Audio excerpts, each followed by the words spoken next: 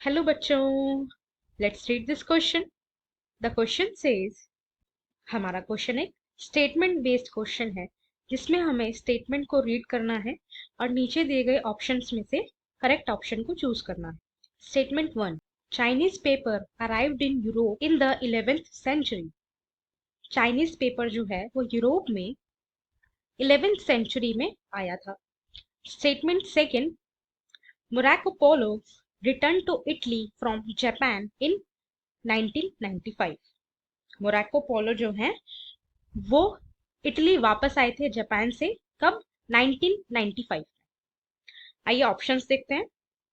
A, both statement 1 and statement 2 are correct. B, both statement 1 and statement incorrect. Statement C, statement 1 is correct and statement 2 is incorrect.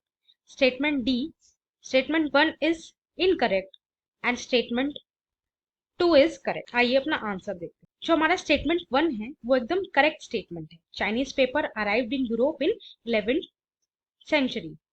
Chinese paper जो है Europe में 11th century में आया था by silk route. Silk route के through जो ये है यूरोप में पहुंचा था। ये हमारा करेक्ट स्टेटमेंट है। बट जो स्टेटमेंट सेकंड है वो एक रॉन्ग स्टेटमेंट है। मोरक्को पोलो जो है वो इटली में जापान से नहीं चाइना से वापस आए थे और 1295 में आए थे, ना कि 1995 में। He return in 1295 from China to Italy. Right, तो ये हमारा एक रॉन्ग स्टेटमेंट हो गया। सो हमारा करेक्ट ऑप्शन बचा, answer is option C. Statement first is correct, statement 2 is incorrect.